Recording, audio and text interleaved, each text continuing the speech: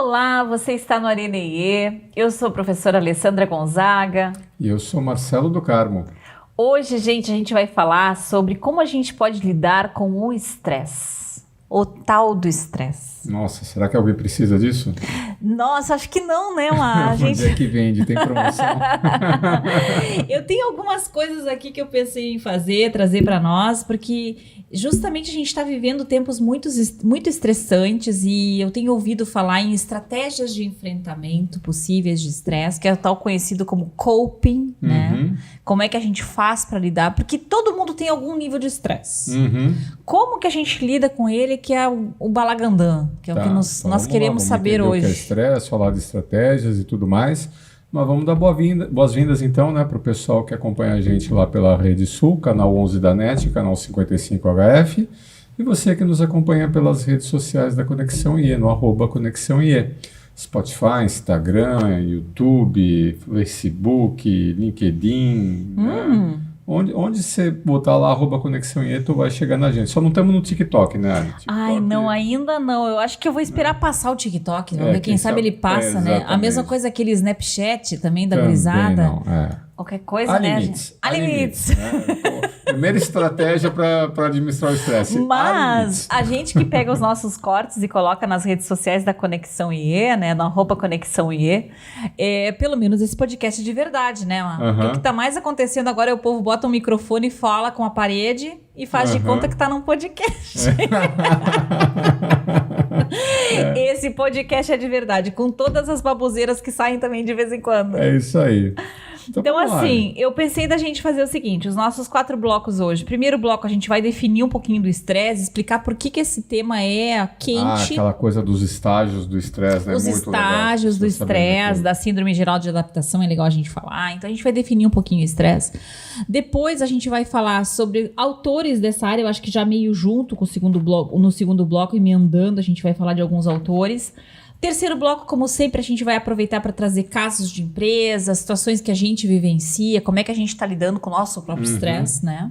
E no quarto bloco, vamos deixar uma licença poética aí para ver o que nos leva para o quarto bloco. Beleza. Mas eu acho que a gente vai falar um pouquinho mais das próprias estratégias, das possibilidades que temos. Não estressa com isso agora. Não, vamos se estressar, né? Deixa o quarto bloco, vai vir, vai dar tudo certo. As estratégias vão aparecer no meio do caminho, né? Tem que ter confiança. Ó, é um teste para você que curte só olhar em blocos. Você vai ter que conseguir ver sem ter que saber exatamente o que nós vamos falar. Como olhar sempre é assim aqui, né? A gente fala o que dá vontade. Então, vamos lá. Primeira definição de estresse é uma experiência de uma ameaça percebida, real ou imaginada, ao bem-estar mental, físico ou espiritual de alguém, resultando numa série de respostas e adaptações fisiológicas. E eu acho que dá pra chamar de vida esse negócio. Eu já chamo isso de segunda-feira. Porque, pelo amor de Deus, tudo é uma possível ameaça. Eu acho que isso explica muito, né, esses tempos modernos, porque tu falou ali, né, é uma ameaça real ou imaginada. Exato. E isso eu acho que é o principal problema nosso, né? A gente está toda hora ali, eu brinco que é o efeito suricato, né? Aquele bichinho que fica toda hora olhando de onde que vai vir, né, a ameaça. Porque esse é uma das desvantagens do nosso cérebro cognitivo, né? A gente é muito bom para ficar projetando futuros possíveis, né? Situações possíveis. E se a gente já não está assim muito bem, né? A nossa emoção negativa já coloca um filtro nessas projeções e parece que tudo que vai acontecer é negativo. Então, por exemplo, você recebe no WhatsApp, olha, preciso falar contigo. Um contato teu, um cliente teu, né? Fala assim, preciso falar contigo. Se você está de bom humor, você fala, não, que legal, o cara quer falar comigo, né? O que será que é, né? Pô, legal, também tô querendo... Agora, se você está tomado por algum estado emocional negativo, né? Que o fulano quer comigo? Né? Então, esse filtro emocional negativo, que é o espírito do tempo, né? Porque as coisas estão cada vez mais complexas, né? Então, tudo quanto é coisa que a gente antevê, a gente já antevê com esse filtro de ameaça. Então, assim, constantemente sobre ameaças e principalmente as imaginadas. Por isso que a gente fica tão assoberbado, né? Tão estressado. E agora estamos num tempo pós-pandemia já nas últimas semanas a Organização Mundial da Saúde finalmente tirou o título da pandemia. Olha quanto tempo depois. Sim, mas ainda tem gente querendo fazer render, né? E a gente está vivendo uma espécie de estresse pós-traumático, assim, como coletividade. Estamos um pouco ameaçados, não mais assim por aquela ideia de uma morte iminente, mas de uma morte lenta, de uma morte assim em torno de, eu querendo ser dramática aqui, né? Mas eu quero dizer, de uma vida cada vez mais sacrificada para cada dia. E que ficou uma sensação de insegurança geral da nossa vida. Esse pode ser o quarto bloco, falar do estresse pós-trauma. Exato. Táticas de enfrentamento desse estresse, que é um pouquinho diferente, né? É completamente diferente. Viu? As coisas se acertam. A gente sempre ajeita. Então, claro que no meio do caminho a gente vai falando daqui das possibilidades de enfrentamento. Mas explica aquela coisa da síndrome, né?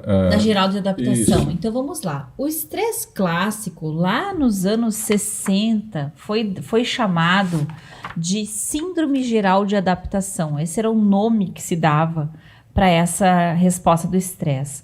De um cara, aliás, em 1914, o Cannon já falava em resposta luta-fuga, né?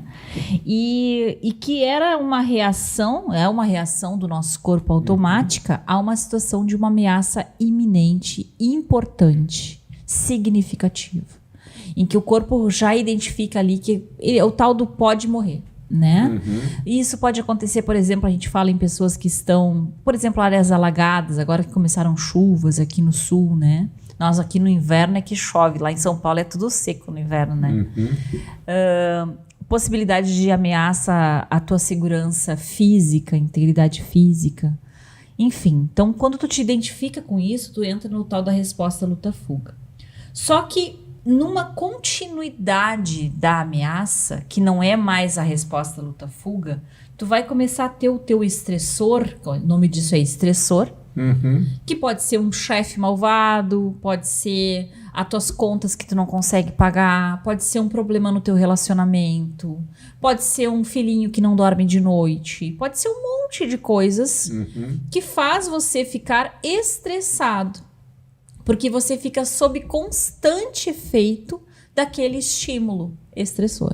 Isso, então, vamos deixar claro, né? É uma reação normal, né, Ali? Isso. Você tem um problema, né? Você tem uma ameaça, é natural você reagir àquele problema, àquela ameaça. Então, o corpo todo, ele se prepara, né? Fica de café tomado, então uma série de hormônios, né, são despejados na nossa corrente sanguínea, para nos prepararmos a enfrentar aquela situação. Isso. Mas o que é o normal? Enfrentamos a situação, pronto, desliga, né? Desliga o botão de pânico. Desliga. Mas você precisa enfrentar aquela situação. Ali tá pegando fogo. Tem que correr lá e apagar o fogo, né? Você não pode falar, que interessante, vamos ver a cor do fogo. Não, você tem que reagir, né? Mas quando o fogo está extinto, né, voltamos ao estágio inicial. Só que esse que é o problema, né, Ali? A pessoa ela tem dificuldade de voltar ao estágio inicial. Ela fica nesse remoendo contínuo quando essa ameaça não é uma ameaça real que você consegue ir lá, tratar do assunto e voltar. Quando é uma ameaça recorrente, né, por exemplo, que tu falou, o chefe estressor, ou a relação estressora, um problema financeiro de dívida, qualquer coisa que seja recorrente, real ou imaginária, você nunca relaxa. E aí o corpo começa a cobrar o custo, né? Exatamente. Você fica com uma reação, como se fosse uma micro-reação luta-fuga, porque não vai ser aquela tão intensa que tu vai sair disparando. Tu, na verdade, tem que resistir a uma continuidade de um estímulo estressor. E aí o teu organismo começa a reclamar. O organismo começa a reclamar e você começa, digamos assim, a se sabotar. Porque essa situação de estresse, você começa a dormir mal, começa a se alimentar mal, começa a ter uma série de complicações que você mesmo, né, se ingressa, você compra lá o bilhetinho, e essas situações acabam prejudicando ainda mais teu corpo. Eu tenho aqui uma lista de 20 fatores para saber se a pessoa está estressada. Nossa. Vamos fazer isso? São só 20. Posso ficar quietinho chorando no cantinho aqui? Pode, né? Então, vamos lá. Então, olha só. Vou começar. Número 1, dificuldades para dormir à noite. Tá? Se tu tem ou não tem, tu só vai dizendo concorda ou discorda. Se quanto mais tu tiver, aí tu já sabe que se tu tiver mais de 10 pontos, tu já tá estressadinho. Se você tem filho pequeno, né, recém-nascido, pode marcar 2 vezes. 2, tendência a sofrer de tensão no corpo muscular ou enxaqueca. Aquela coisa de tu não conseguir se alongar, que doem os músculos, porque o excesso de cortisol na tua corrente sanguínea vai levando a esse tensionamento muscular, né? Pensar em dinheiro ou tentar acertar as contas. Olha o dinheiro como um fator estressor aqui. Sim, já está no 3º da lista. Gostaria de ter mais motivos para sorrir durante o dia. Então, a pessoa não consegue ter emoções positivas. Olha a dificuldade de acessar emoções positivas. 5, pular o café da manhã ou o almoço para ajeitar as coisas. As refeições que não são regulares. Olha a necessidade da regularidade no nosso corpo. 6, se pudesse mudar de emprego, eu mudaria. Opa, tua atividade, né? Ou não ter, né? O que é pior ainda. 7, gostaria de mais tempo para o lazer. Então, não adianta só viver para trabalhar. 8, perdi um amigo ou membro da família. Recentemente, o luto é um extremo estressor. 9, estou infeliz na relação ou recentemente divorciado. Então, claro que ter uma pessoa, uma contraparte afetiva, né? É extremamente importante para a nossa saúde emocional. 10, não tenho férias há muito tempo. Eu acho que isso vale para nós, a conexão IE, hein, Mar? Aqui eu já me identifiquei. Eu nem entendi essa pergunta direito. Nem sei o que é isso. Não sei o que eu só conheço Natal e Ano Novo. Isso é férias? Acho que não. 11, gostaria que a minha vida tivesse um propósito e significado claros. A ausência de sentido, a sensação de enxugar gelo, né? 12, isso 11, né? 12, tenho tendência a fazer mais de 3 refeições por semana fora de casa. Olha que interessante, um fator que pode trazer estresse, a pessoa não ter uma rotina em casa. E aí ele parte do princípio que a refeição em casa ela é mais balanceada, ela te nutre fisicamente e emocionalmente. Então você não está cuidando da tua nutrição direito. Não come, tu come junk food. 13, tenho tendência a sofrer de dor crônica. Pessoas que têm dor crônica não tem como ficar feliz, né? Não tem como, porque tu tá sempre inteiro, o teu corpo tá lidando com uma ameaça total. 14, não tenho um forte grupo de amigos com o qual eu possa contar. 15, não me exercito regularmente, mais de 3 vezes por semana, hein, gente? Isso é que é exercício regular. 16, estou sob medicação prescrita para depressão. Olha lá. A depressão pode chegar para todo mundo. Minha vida sexual não é satisfatória? Opa, precisa. 18. Minhas relações familiares são ruins. 19. Minha autoestima é baixa. 20. Não guardo tempo para meditação ou centralização. A coisa de estar sempre acelerado. Deu para identificar um estilo de vida moderno aqui, Má? Com certeza. E aí o que acontece com todos esses fatores, né? Olha o primeiro o que acontece do dia. Opa, vamos inaugurar. A gente podia ter uma campainha aqui no Arerê, né? Fazer plim, plim. Se você acertar quantas vezes o Marcelo vai falar o que acontece. Tá, ok, mas agora não valeu, tá? O que acontece, pronto, já matei, né? Esses fatores aí, eles prejudicam essa recuperação, né, do nosso corpo, essa recuperação do nosso estado emocional, depois de enfrentar a situação real. Isso, então, perfeito. São esses fatores aí que acabam te deprimindo e estressando, né? Aumentando o nível de estresse. E aí, se você aumenta muito o nível de estresse, você chega no tal burnout. O que é o burnout, Ari? O burnout vem a ser quando a gente chega na fase final da síndrome geral de adaptação. Se eu fosse resumir, tá? Não que uma teoria não necessariamente está vinculada à outra. O que é a síndrome geral de adaptação? A gente começa entrando naquele estado de alarme, uma sensação de que, meu Deus, meu chão caiu. Que é quando você começa a perceber que tu já não tem o mesmo desempenho, tu dá umas falhadas, assim, na tua proposta de agenda. Aí você dá uma quedinha no desempenho. Cai o desempenho. Mas você vai lá e reage. Aí tu reage. E a fase 2 é a fase de resistência. É a fase do cortisol alto, de você, vambora, manda o mundo que eu vou... É a fase da semana de prova, não preciso dormir a semana que vem eu durmo. Vou comer, vou ligeiro, tenho que sair logo. Vou trabalhar o final de semana inteiro. Isso. Então é comer. aquele empenho que o teu corpo faz para reagir àquela situação estressora. Na terceira fase, tu já começa a ficar exausto. Teu corpo diz, tá, não aguento mais. Sim. Aí você já começa a se bater, sofrer acidentes. Ter sensação de dores no corpo, dor de cabeça, dor de estômago. Muito cuidado, pode se envolver num acidente de trânsito, porque o cérebro, como mecanismo de proteção, começa a desligar sistemas. Isso, esquece coisas. A gente começa a esquecer muito facilmente o que a gente ia fazer. O que eu vim fazer aqui, né? Esse já na fase 2 ali para 3, a gente já começa a perceber. Quando termina a fase de exaustão, o teu corpo já não aguenta mais. E aí você cai. Aí tu cai. E o burnout queimou até o talinho.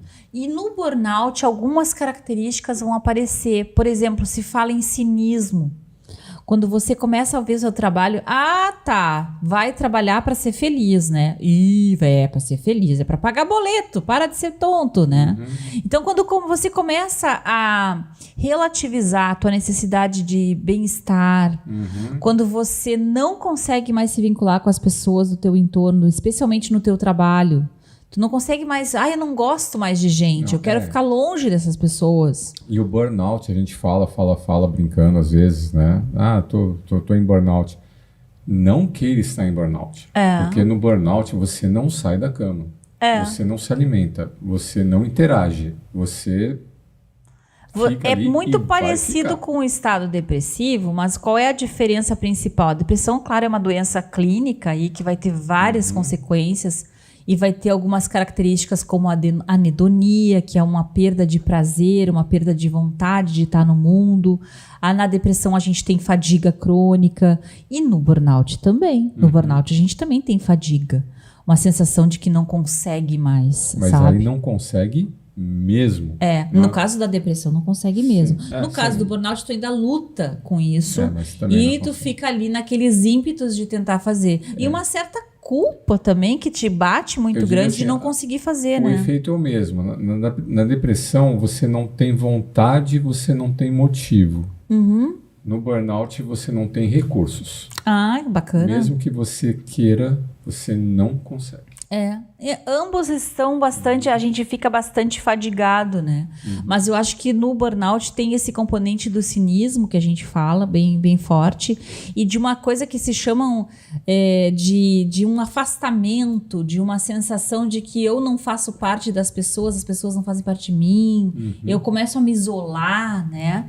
E eu não tenho mais aquela produtividade que eu tinha, é claro. Eu começo a fazer as coisas e me perco no meio do caminho. E o que a gente faz com isso, Alice, sem querer te estressar, porque já foram 20 minutos da nossa live? Nossa, que rápido que passou esse bloco.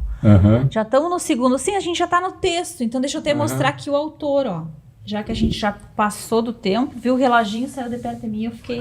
Esse aqui é o livro que a gente estava trazendo de referência, ó, O Estresse. Esse livro é muito bom, do Seward. Ele é um livro antiguinho já, eu acho que ele é de 2000 e pouquinho. Não tem mais a venda.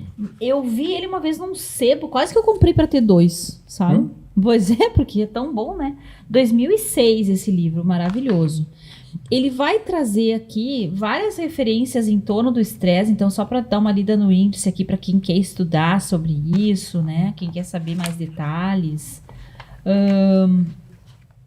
Então, olha só, ele fala sobre a natureza do estresse, sobre a relação entre mente e alma, então como que o nosso mundo emocional trabalha, a questão toda das próprias teorias de personalidade que ele traz aqui, de como é que elas interagem com a nossa realidade, né? A espiritualidade, ele fala, e especificamente no tema da nossa live tem um capítulo chamado Estratégias de Enfrentamento, em que ele vai trazer, aí sim eu vou colocar aqui para a gente colocar já as primeiras posições, 1, 2, 3, 4, 5, 6, 7, 8, 9. 9 estratégias gerais de adaptação, 8 e algumas outras, assim, no finalzinho. Tu sabe que uma das estratégias que ele coloca nesse livro, né, que eu vejo esse fenômeno na internet, é o alívio cômico. Isso, né? Tá por aí. Deixa eu ver aqui, ele chama aqui de humor terapia ou alívio cômico. Isso. Né? Então, você deve perceber, né, as comédias de stand-up. Isso virou uma mania, né, na internet. As salas de stand-up, os vídeos de stand-up, especiais da Netflix, e stand-up. E, de fato, né, era até uma das perguntas, né? Eu queria ter mais motivos para sorrir durante o dia. Exato. O sorrir, né? Você muda um pouquinho a sua química corporal, né? Quando você entra nesse estágio de humor, né? Ou de alegria um pouco mais intenso, e dá uma aliviada, como se você tivesse dado assim uma anestesiada naquela química ruim que a gente fica impregnado naquilo. Só que é interessante, né? Que nesse capítulo aí da humorterapia, ele coloca todos os tipos de humor. Né? Tem desde do humor negro lá, o Ricky Gervais, por exemplo, né? Um camarada que... Debochado, o David Chappelle, né? Que também é essa coisa do humor negro. E todos os outros tipos de humor, desde o escatológico, né? Que a gente fala que é o da quinta série, né? Que a gente fica falando assim, coisas até crianças, né? Humor inteligente, né? Que para mim era o Robin Williams, né? Coisas assim. Mas o que ele fala, né? Que para você usar o humor como alívio cômico, né? Precisa tomar muito cuidado, porque tem até uma discussão frequente, né? Se há limite para o humor, não há limite para o humor. A questão é assim, né? Mesmo que os humoristas falem que os incomodados que se retirem, né? Porque não é que esse humor é de boa ou má qualidade, né? Você que se ofendeu, sim, a pessoa se ofende. Quando o humor ele atinge algum valor, alguma crença, a resposta é ofensa. Eu concordo que, por exemplo, tem alguns comediantes de stand-up que eu não iria no show, no espetáculo. Eu não assisto, né? Porque eu acho que a linha de humor deles é ofensivo. Outros, com certeza, eu iria, porque eu acho que a linha de humor deles é um humor inteligente e tudo mais. Mas o humor pode, sim, afetar. Então, cuidado, né, quando você for usar do humor, né, como uma estratégia de quebra-gelo, né, ou de alívio cômico. Quando a coisa está tensa, assim, alguém solta uma piada ou faz uma brincadeira, não é todo mundo que vai achar graça na brincadeira. E aí você pode até piorar a situação em vez de melhorar a situação. Então, por exemplo, o humor é uma das estratégias de alívio, né? Mas que tem que ser usado com muita sensibilidade, com muita... Sim, porque senão a gente volta para a questão do cinismo. Porque daí vira uma ironia amarga. Fica uma coisa ressentida da realidade. E não necessariamente um bem-estar. Nem todo mundo acha tudo engraçado. Né? Quando as histórias, os valores não são compartilhados, eu posso sim me sentir ofendido. Então, cuidado. Eu tenho duas aqui que são minhas preferidas. A primeira é a redação em diário. Eu gosto muito de escrever. E escrever sem ficar colocando muita ordem, sabe? Assim. Fazer um download. Dá até para te fazer 2 encontros com a realidade. No começo da escrita, que você coloca mais ou menos onde você está, bota a data do dia que tu está escrevendo, o que tu está fazendo ali no teu entorno. O primeiro parágrafo só para te ambientar com a realidade. Aí tu mergulha em pensamentos e sentimentos de uma maneira bem fluida, deixa vir o que tiver na tua mente. E no final, tu tenta te ancorar de novo com a realidade. Tu pode fazer uma oração para um desejo do que você quer. Oração escrita, pedir mesmo, né? O que você deseja para teus próximos desafios. Tu pode pensar no que você vai fazer em seguida. É legal sair do texto, encerrando ele já. Tô indo fazer tal coisa, alguém chegou aqui, vou preparar um almoço, sei lá eu. Porque daí realidade... Mundo interno, realidade. Sim. É uma maneira de você conseguir se vincular novamente, fazer um afastamento da tua realidade para olhar para ela com outros olhos. Porque quando a gente está estressado, né, a gente está cercado por ameaças. E quando essas ameaças elas são muito grandes, que a gente tem a sensação de não conseguir enfrentá-las, né, que aí gera todo esse estresse, Uma das coisas que pode acontecer na gente é a gente perguntar, tá, mas por quê? Por quê? Por que está acontecendo isso? A vida perde sentido, né? E quando você conversa com as pessoas, né, quando você consegue ter um diálogo que é um diálogo realmente impacto, o que esse diálogo faz é te ajudar a recuperar esse sentido. Quando você começa a conversar e outra pessoa te escuta e você tenta explicar o que está acontecendo, mas o que eu posso fazer e etc, etc, você vai organizando as suas ideias para você conversar com o outro. Então a conversa te ajuda a produzir sentido e recuperar esse sentido da vida. Te dá força de enfrentamento. Tanto é que nas perguntas que foram feitas ali, se você tinha uma relação, se a sua relação era saudável, se você tinha amigos. Para que isso? Né? Para você realmente ter esse canal de auxílio de produção de sentido para o que está acontecendo na sua vida nesse momento. Na falta de pessoas, escrever, né, num diário, num caderno, tem um efeito parecido. Porque para fazer download, você não está contando para alguém, você está contando, né, para o caderno. Para o caderno.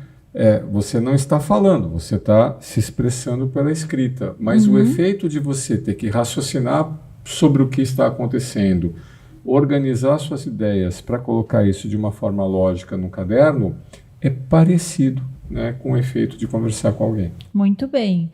O meu segundo preferido aqui, já vou encerrar esse bloco das possíveis estratégias, depois a gente vai trazer coisas que eu vejo que são estratégias nas empresas. Um segundo que eu gosto muito é o da arte-terapia. Sim. Então, eu faço tricô. Adoro um tricôzinho. Pinta também, né? Pinto também. Agora eu tenho pintado menos, mas não é uma coisa de, vou fazer um quadro masterpiece. Não! O objetivo é brincar com tinta, né? É botar as cores e fazer a pincelada no papel. É muito gostoso fazer isso. Teve uma época que era moda, agora ainda tem, mas não é tão moda. Aqueles mosaicos que a gente pinta, tem para vender. Às vezes tem, inclusive, alguns que são numerados, né? Ou seja, é muito legal você se dedicar a colocar as cores e sair um pouco da rigidez do pensamento. As duas estratégias que eu citei são maneiras de você reconfigurar seus pensamentos. Sim, porque quando você está preocupado com alguma coisa, você fica com aquela ideia fixa, né? Fixa. Você almoça, janta e vai dormir pensando naquilo. E isso vai te desgastando e cria um looping. Porque de se sentir mal ao pensar naquilo, você está provocando mais pensamentos negativos, porque as emoções negativas provocam pensamentos correlatos. De pensar sobre aquilo, você se sente mal. E aí você fica num looping entre o sentir e o pensar, que é o que o Dalai Lama chama de emoções aflitivas. E para você ver como isso acontece há muito tempo, na época que a gente era criança, né, que não existia celular, não existia... O que era a fuga da época, ou então essa estratégia da época? Aquelas revistinhas passatempo, né? Coquetel, palavra cruzada, caça-palavras. Que né? é quase aí um entretenimento, né? Exatamente. Na arte-terapia tem um outro elemento, que é a criação, né? É melhor, mas se para você, por exemplo, vamos fazer arte-terapia. Tá, então vamos comprar papel, vamos comprar tela, requer um investimento, né? Requer um tempo, um setting. Tá, eu tô ali no metrô, eu tô ali no ônibus, né? Aí joga a bolinha no celular. Passatempo, né? Antigamente a gente pegava o passatempo, né? E ficava ali na palavra cruzada, no caça-palavra. Agora tem no celular. Né? Agora tem o celular. Então, aquela série de revistas Coquetel, né? Você ia numa banca de jornal...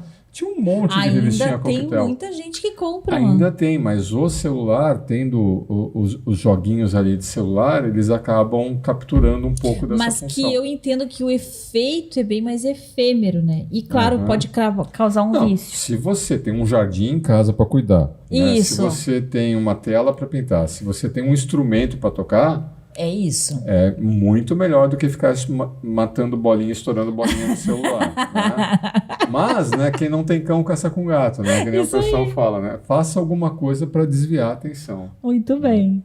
E aí, trazendo para o terceiro bloco já, exemplos de coisas que se faz nas empresas. Então, para lidar com o estresse, eu diria que tem uma das coisas que se faz muito, mesmo sem querer, que é a própria interação nas reuniões, quando elas são mais leves. A tal da reunião da sexta-feira, o tal do happy hour, A tentativa que as pessoas têm de trazer na comunicação interpessoal um alívio para falar de qualquer coisa do dia.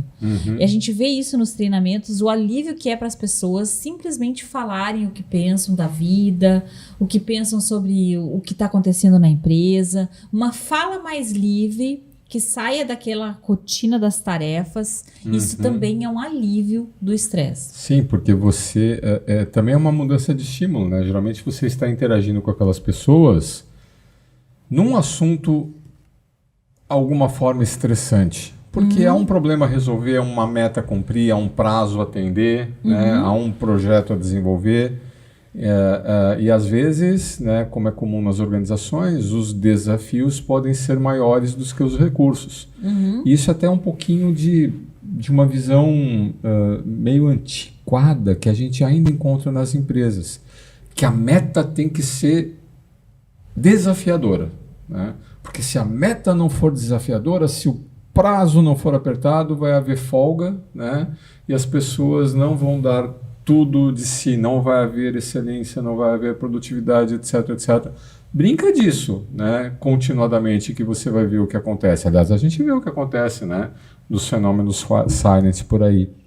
Então, as pessoas que interagem, né, nesse ambiente de alto estresse, nossa, que bom quando a gente consegue ter um alívio. Isso também é de longa data. Eu lembro, na primeira empresa que eu trabalhava, as pessoas chegavam até almoçar mais rápido para jogar aquele truco, né?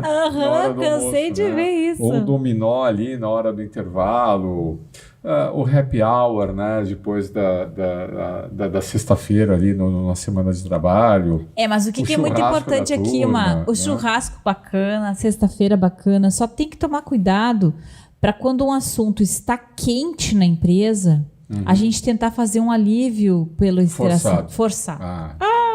Aí é complicado.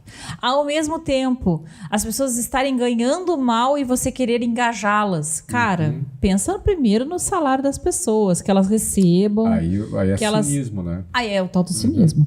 Então tem que tomar cuidado, porque um momento é o momento da ação, o momento da gestão, o outro momento é o da interação. Não dá pra misturar. Tem até aquela piadinha, né? Pô, eu preferia a minha parte em dinheiro. Né? Exatamente.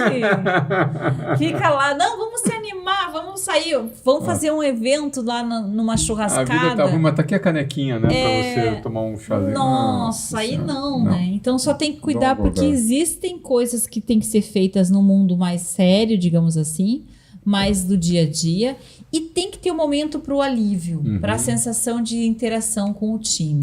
É o que eu tava falando ontem, né? Na Stara lá, que tu também tava semana passada, que a gente estava explorando a questão da empatia organizacional. Então, a gente tem que ter empatia, né, para o que está acontecendo, né, no ambiente de trabalho. E isso significa tratar as coisas, perceber as coisas e tratar as coisas de uma forma mais aprofundada e não tão superficial assim, né? Muito bem. Tem uma outra estratégia que é usada bastante nas empresas, que é a própria administração do tempo. Então, conseguir fazer um bom manejo. Por exemplo, uma das coisas que estão se fazendo ultimamente, que eu acho uma aberração, e se você está fazendo isso nas suas empresas, procure evitar fazer isso, são as reuniões de meia hora. As pessoas ficam, ao invés de fazer menos reuniões, porque afinal, e fazer reuniões mais produtivas, elas fazem muitas reuniões e elas querem fazer a reunião ser pequena, mas fazer a reunião. Então dá uma sensação de mais produtividade. A minha reunião eu matei em meia hora. Sim, mas imagina você, ao invés de ter 8 reuniões por dia, você ter agora 16 reuniões por dia. Ninguém merece, né? Não, e se em cada reunião que você vai, você faz com uma lista, você sai dessa reunião com uma lista de tarefa. O que sobra de você? Você só está ganhando hora extra, né? Você só sem falar que tu entra numa reunião, tu vai mergulhando naquele assunto. E aí tu vai sair com um pedaço daquele assunto pendurado na tua orelha e vai entrar em outra reunião. E vai entrar em outra reunião. Então, esse tal do programa de milhagem de reuniões que a gente brinca, isso é extremamente estressante. É preciso deixar as pessoas trabalharem aquilo que elas combinaram nas reuniões. É que é uma tendência nossa tentar diminuir a nossa necessidade do outro numa reunião. Claro que eu entendo, porque tem horas que numa reunião tu resolve tudo. Tu consegue resolver o problema. Agora, quando é para levantar só dificuldades, bater papo, ficar ouvindo um trabalho que não é teu. Ou reunião de rotina só informativa, reunião só de prestação de conta, assim, essa reunião, essa viagem é necessária. É necessária. Né? Então, administrar melhor o teu tempo de trabalho pode ajudar muito a lidar com o estresse. Né? Tem coisas que a gente faz melhor em grupo, mas tem coisas que a gente faz melhor sozinho, né? Se concentrando. Isso aí. Então, regular, né? Repensar, né? Esse esquema de interação forçado que às vezes a gente se coloca. Você vê, né? A gente sempre tinha assim como benchmark do que é um trabalho estressante, essa função das pessoas em centrais de atendimento. Porque na central de atendimento é isso, né? Produtividade, uma chamada, outra chamada, outra chamada, outra chamada, outra chamada, outra chamada, né? E aí, de uma chamada para outra, você pode abrir uma caixinha de surpresa, né? Deixa eu ver o que vai sair daqui agora. Um cliente insatisfeito. Deixa eu ver o que vai sair daqui agora. Um cliente... Né? Mais insatisfeito ainda. Mais insatisfeito ainda. Deixa eu ver o que vai dar. Agora você tem que fazer uma oportunidade de venda. Deixa eu ver o que você vai dar. Tanto é que o pessoal até coloca centrais de atendimento entre reativas e ativas, né? Porque você não conseguiria... Muito difícil você manter um bom humor para fazer uma venda entre duas reclamações, né? Então, o pessoal que atende reclamação, atende reclamação. O pessoal que atende necessidade de suporte técnico, atende suporte técnico. Não, e aí tem que ter todo um manejo dessas pessoas, porque ninguém merece ficar o dia inteiro ouvindo reclamação. Isso, o tamanho do estresse que a pessoa fica. Tem um tempo ali de descompressão, tem que ter essa linha de descompressão, tem toda uma legislação, limitar a jornada de trabalho a máximo 6 horas por dia, porque... a pessoa não aguenta e geralmente são posições de elevada rotatividade. E com o mundo online, parece que todo mundo está se inscrevendo em central de atendimento. Não está nas reuniões de 3 minutos ainda, que é um tempo médio ali de atendimento de um chamado. Mas daqui a pouco vai ser isso. A gente está caminhando para lá. Sim, a gente fica resolvendo coisas no WhatsApp. Quantas micro coisas a gente resolve em áudios de 2 ou 3 minutos? É como se fosse um atendimento que a gente prestou no WhatsApp. Sim, exatamente. Perfeita analogia. Para pensar e falar, pessoal, vamos combinar como é que a gente vai trabalhar aqui. O que a gente vai resolver em conjunto, o que a gente vai resolver separado. Como tu fala, né? Quando tu tá falando de redesenhar a comunicação entre as pessoas. Porque a gente precisa se comunicar, né? Eu entendo que há questões urgentes, mas urgentíssimo, o e-mail copiado para todo mundo, o cara que manda o e-mail e manda o WhatsApp para perguntar se leu o e-mail. Ai, meu Deus, que desespero. Calma, vamos se conversar primeiro e vamos organizar como é que a gente vai trabalhar aqui. Muito importante. Exatamente. Uma outra alteração que a gente pode colocar aqui dentro do campo das empresas é a própria questão de passatempos que as empresas fazem. Eu acho muito legal empresas que fazem, por exemplo, campeonatos esportivos. Tem empresa que tem dentro da própria organização algum tipo de grupo social para passatempo. Aí sim, fora do espaço de trabalho. Atividades fora do trabalho. Atividades com a família, né? Esse tipo de iniciativa é muito legal. Sei de empresas que fazem até Olimpíadas internas entre os funcionários, o que já ajuda porque você tem aí atividade física associada, que é maravilhosa para a gente poder lidar com esse excesso de estresse. Quando a gente está numa atividade física, a gente esquece dos problemas. Esse que é o ponto. Se tu tá lá correndo atrás de uma bola, tu naquele momento não tá pensando nas tuas contas para pagar. Então, e sem falar em toda a endorfina que tu libera, a dopamina, que é maravilhosa para te poder lidar com aquela sensação ali de mal-estar. Cuidado para não acertar as contas com o coleguinha no jogo de bola. Machuca, tá? Então, não mate o coleguinha. Não. Aproveitar, né? Então, já que a gente tá aqui, né? Pênalti. Não, o juiz não viu. E nós, Má, como é que a gente lida com o estresse sendo professores, Agora falando um pouquinho para professores, eu peguei primeiro essa parte nossa de professor.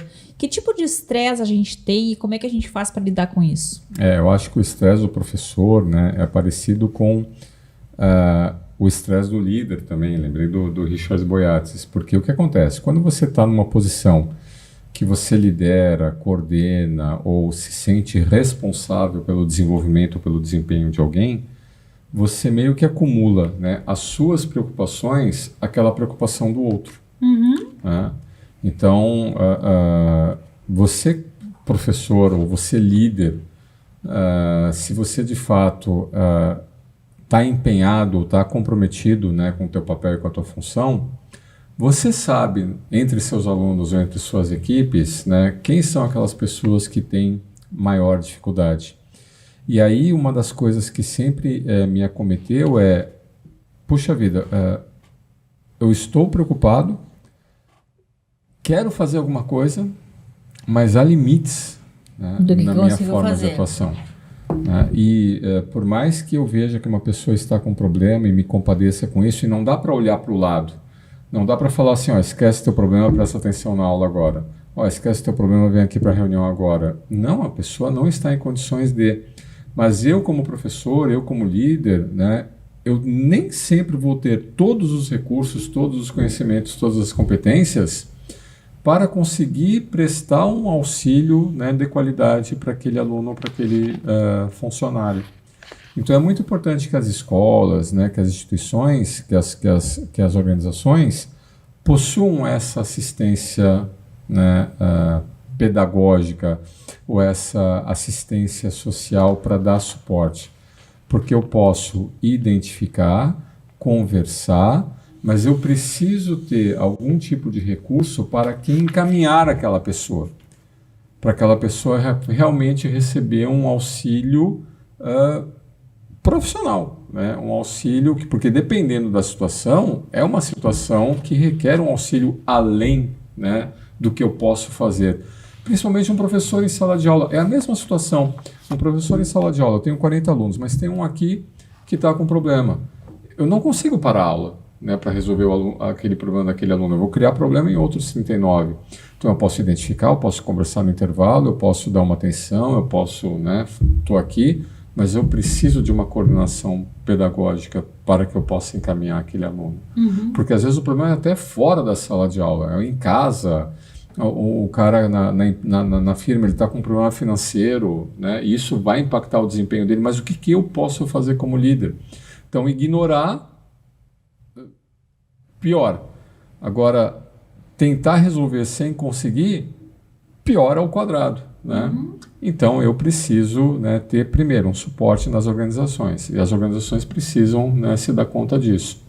Segundo, eu lembro lá do Boyatzis, né? Você que é líder, especialmente você que é líder, ou você que é professor, você precisa levar a sério, né, ter uma rede de suporte ou ter práticas, né, de coping, de relaxamento. Lembra que o Boyatzis até colocava ali, né, todos as fontes, né, de recuperação de energia, de revigoração, que um líder precisa ter para ele conseguir desempenhar o papel dele, né, de forma continuada. Então ele falava da espiritualidade, da rede de apoio, da família. Eu tenho vários exemplos, né, aqui para trazer para nós. Vamos aproveitar que a gente está chegando no último bloco, tá, e colocar algumas listas. Esse aqui é o livro Vença a Preocupação e Ansiedade, do Dr. Amen, Conquer Worry and Anxiety, tá? Uhum. Eu achei maravilhoso, é um livro bem pequenininho. Sim. O Dr. Amen tem vários vídeos na internet, quem quiser procurar. Escreve Amen como se fosse amém mesmo, só com N no fim. Final. Uhum. Exato. Então vamos lá, 25 maneiras efetivas de combater a ansiedade e preocupação. Não vou ler todas, mas algumas eu achei muito boas. Começar o dia com a frase: hoje vai ser um ótimo dia. Eita. Então isso aqui é bem programação mental, né? Eu sair da cama de manhã, eu já procuro, se tiver sol, eu já procuro a luz do dia e eu já tento me colocar uma posição de vai dar tudo certo, alguma coisa assim, que eu me proponho mentalmente a me colocar num estado positivo. Extremamente importante. Nesse caminho também de trazer emoções positivas, vem a questão da gratidão. Todos os dias escrever 3 coisas pelas quais você é grato. Ou terminar teu dia com uma oração dizendo por que você é grato por aquilo. Buscar também a apreciação. Sabe que uma vez, num trabalho de facilitação executiva, a gente estava, acho que até já comentei isso aqui no Arenê, um cliente comentou que eu perguntei para eles se eles prestavam atenção ao trajeto que eles faziam até a empresa de manhã. E isso uma cidade do interior aqui do estado. E ele disse que ficou impressionado como realmente ele ia do trajeto da casa até a empresa, às vezes levando os filhos na escola, já pensando na agenda de trabalho dele. Então ele não prestava atenção no trajeto, ele simplesmente ligava um botão de automático, claro, olhando o trânsito, né? Mas sem prestar atenção nas árvores da rua. Por que eu perguntei isso? Porque a cidade estava muito bonita, com árvores floridas, isso era perto da primavera. E eu perguntei se eles tinham reparado nisso. Que eles tinham vistas fantásticas até o caminho, até a empresa. E, bom, anos depois, eu fui entrevistar esse executivo. E ele disse que a partir daquele dia ele passou a, em primeiro lugar, prestar atenção nos filhos dele, quando estavam no carro, perguntar sobre a rotina deles, fazer um bate-papo, e depois que deixava os filhos na escola, prestar atenção em todas as árvores bonitas do caminho. Achei lindo isso. E você vê, ainda bem que tinha alguém para dar essa instrução, né, para... Que é apreciar a vida, aquilo que ela pode te dar. Às vezes é um dia bonito, às vezes é um pôr do sol que tu vai parar o teu dia para dar uma olhada, olhar a lua quando estiver pertinho de Vênus, de vez em quando ela aparece lá no céu. Então parar de ficar só mergulhado no teu mundo interno e procurar alguma coisa para apreciar no teu dia a dia. Bacana, tá vendo? né? Então você que é de empresa, você pode contratar o Senex ou a Conexão IE para uma facilitação executiva ou então para uma jornada emocional. Vamos ver o videozinho do nosso patrocinador e a gente fala rapidinho o que é essa jornada emocional, Ali. Legal. O Emotional Journey. Bacana. Nascemos há mais de 3 décadas com um ideal e ele nunca foi tão verdadeiro e atual. Aprender a aprender, desaprender e reaprender com excelência. Nossa excelência é sobre despertar e viver máximos potenciais. O comportamento está sempre no centro de tudo que foi feito ou deixado de fazer. Resultados são consequências disso. Ser constante, assumir protagonismo e se manter relevante. E o sentimento é que estamos sempre só começando. Muito bem, então. Então, o que vai ser o Emotional Journey, Ali? O que é a jornada emocional? São vivências, né? Como o próprio nome diz, é experimentar diferentes emoções, só que de uma maneira, claro, controlada. Ninguém vai fazer todo mundo passar medo, por exemplo, né? Ninguém vai ficar brincando de cabra séria. Ou algo assim. Para a gente entender o valor de cada parte do mundo emocional e nas interações. Então, são vivências. Porque, acredite você ou não, existem técnicas que podem te ajudar a regular suas emoções e fazer a transição desse mundo das emoções negativas que acaba gerando esse estresse, ou então que a gente está nessa armadilha das emoções negativas, e como que a gente transforma isso em emoções positivas, mais palatáveis. Então, técnicas para ajudar a gerenciar melhor, né, as emoções e combater o estresse, promover saúde mental, qualidade de vida no ambiente corporativo. Muito legal. E para a gente encerrar, 11 minutos. Não, eu tenho mais uma coisa aqui um aplicativo que eu queria mostrar. Tem um aplicativo do professor Mark Brackett, que aqui é uma dica final que a gente quer deixar para vocês. Ele está em inglês, mas de repente você já até treina teu inglês se você está aí. Porque ele é super simples de a gente poder acessar. E ele se chama How We Feel. Como nós nos sentimos. How We Feel. É um coraçãozinho todo colorido. E eu achei muito interessante porque ele tem uma parte do aplicativo, tem uma parte que é só para você mapear o teu humor, para você ir colocando como você está se sentindo todos os dias. E tem uma parte que tem a ver com aprendizado. E, por exemplo, aqui tem uma aba que chama Change Your Thinking, mude a sua forma de pensar. Enderece pensamentos negativos com estratégias cognitivas. Então tem algumas coisas aqui que dá para se fazer, ó. Ganhar distância da vida que você está vivendo. A gente chama isso de figura de observador. Então, às vezes, é bacana você olhar a si mesmo estressado. Sabe? Como se você estivesse vendo como é que você está agindo e você fosse o personagem de um filme. E você está lá se olhando de longe. Como é que tu faz para fazer esse distanciamento aqui? Ele vai explicando rapidinho. Aqui tem um videozinho de 2 minutinhos para ajudar. Pegar a perspectiva com outra pessoa te ajudando a ver ela. Então, pedir ajuda para um amigo para ver a tua realidade, ver o que ele vê. Tu já comentou isso, como é bacana a gente fazer esse contraponto, né? A autocompaixão, a gente não falou dela, eu acho fundamental de trazer também. Então, que é eu encontrar características positivas em mim, eu comemorar as pequenas conquistas que eu já fiz. E já temos um episódio do RNF que falamos sobre isso. Exato. Você lembra o nome dele, Má? Não me lembro. A gente já tem tanta coisa nesse RNE, gente, que tão legal, né? Tá.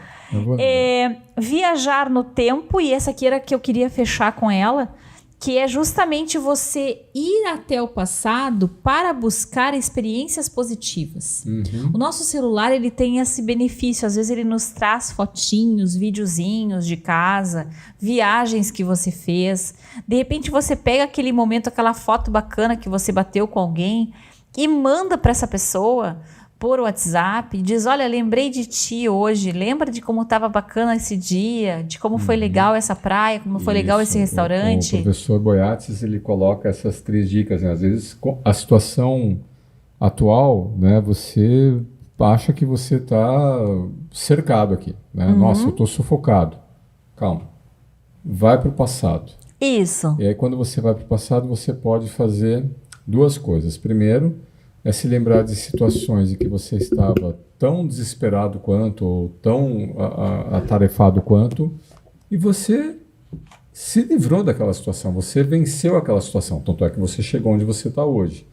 Então, já fui capaz, né, de vencer desafios tão grandes, ou até às vezes maiores, né, do que os desafios que eu estou passando hoje. E 2, eu não tenho sozinho, não tenho ninguém, mas com certeza você vai olhar para o teu passado e você vai encontrar a figura de pessoas, de familiares, de mestres, de tutores que chegaram e te ajudaram, e às vezes do nada. Então você pode agradecer essas pessoas que te ajudaram, lembrar dos conselhos que elas te deram lá naquelas situações de sofrimento, que muito provavelmente também são válidos, né, para a situação atual, e isso te dá esperança, né, que já venci, não estou sozinho. E aí, vai para frente, né? Tenta colocar uma visão de futuro, onde os teus problemas estejam resolvidos. Se são problemas em conjunto, tenta fazer uma visão compartilhada para te ajudar a ter esse distanciamento da situação atual. Você não é assim, você está passando por isso. E não há mal que sempre dure. Então, assim como a gente já venceu e já tivemos o apoio no passado, a gente também vai vencer e vai ter outros apoios daqui para frente nessa situação e no futuro. Então, fazer essa jornada no tempo para trás e para frente, para a gente coletar forças e esperança, né, para viver melhor o momento de desafio atual. E por falar em apoio, eu acho importante falar do apoio da espiritualidade, se você tem aí a sua crença. Como é importante a gente acreditar que não estamos sós, que temos alguém para nos proteger, para nos cuidar, que as coisas que acontecem têm uma razão, mesmo que a gente não consiga compreender qual é. Então, entender que tem algo maior e que no final das contas tem um bem maior também, é extremamente protetivo para o nosso sistema imune, para o nosso bem-estar emocional, né?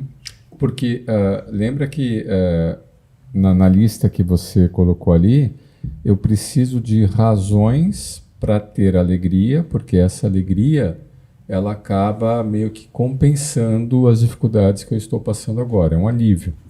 A gente viu que o humor, né, é uma das fontes, né, de alegria, mas esse humor é um alívio cômico. Ele dura enquanto você está assistindo ali o stand-up. Saiu do stand-up, passou. Foi embora, passou. Se foi. Às vezes você compensa esse humor, por exemplo, com prazer. Aí, prazer por comida. A pessoa vai lá e se enche de comida, porque a comida, o doce, te dá aquela satisfação, mas também é momentâneo. Compra, né? Prazer por compra. Comprei essa blusinha para mim, comprei esse livro para mim, comprei consumismo, né? Também. Outros tipos de vício, bebida, etc., te dão prazer, mas é um prazer que ele é talvez até mais efêmero do que o humor, e ele tem o risco de te viciar. Quero mais isso, quero mais isso, quero mais isso. E a pessoa, né, acaba tendo as consequências de um vício prazeroso e é muito difícil parar com esse vício. a visão de futuro, a espiritualidade, também é uma forma de você trazer alegria na forma de uma promessa de alegria futura, na forma de uma esperança. E de um conforto emocional. De um conforto, né? Um acalento. De uma fé, de um acalento, né? De algum tipo de suporte. Então, a espiritualidade, a esperança, né? Também são formas de alegria muito mais saudáveis, né, do que às vezes o alívio cômico, então a busca pelo prazer momentâneo. E já que a gente está falando em acalento, vamos lembrar agora do acalento das mães, Má. É verdade. Me lembrei que estamos aí com o Dia das Mães chegando nesse final de semana. Queremos prestar nossa homenagem para todas as mães e que se você tem a sua mãe contigo, e ela é uma boa mãe, vale a pena dizer isso também, né? Que não são todas que se valem. Mas que você possa ter aí um acalento também materno. Se você for mãe, parabéns, né? Curta seu momento em casa. Contigo, aquela pensamento, né, de bacana, gratidão, de né, gratidão. Né, pelo que ela representou na tua vida, e com certeza, né, se você acredita, né, ela vai estar sempre contigo no teu coração. Então você sempre vai poder contar com ela. Eu vi uma propaganda, mas muito bonita. Não vou dar o crédito aqui, porque acho que não veio ao caso. Mas que mostra uma menina fazendo uma homenagem para as suas diferentes mães, né? Então, de repente, a tia que cuida dela, a avó que cuida dela. Quem nos tenha cuidado, quem tenha feito essa espécie de maternagem nossa, que a gente possa ter esse espaço de gratidão aí por essas pessoas, né? Isso aí. Muito bem, agora sim a gente já pode ir encerrando, né, Má? O trauma deixa para outro dia, porque senão agora... ninguém vai abrir traumas. Nem fechar uma live como trauma. Eu acho que o que dá para dizer sobre o trauma simplesmente é o seguinte, eu gostei muito de uma fala que eu ouvi essa semana, de que o trauma, ele não é o que acontece contigo, é o que acontece dentro de você, de acordo com o que acontece contigo. E aí tem uma frase do Viktor Frankl, que eu acho que a gente pode também fechar, que é assim, se a situação for boa, desfrute-a. Se a situação for ruim, transforme-a. E se não for possível mudar a situação, transforme-se. Olha lá. Essa é a ideia. Viktor Frankl nos ensinando a lidar com o estresse. Isso aí. Tá bom? Então tá, excelente episódio. Muito obrigada, pessoal, e até o próximo Arena IE. Até lá.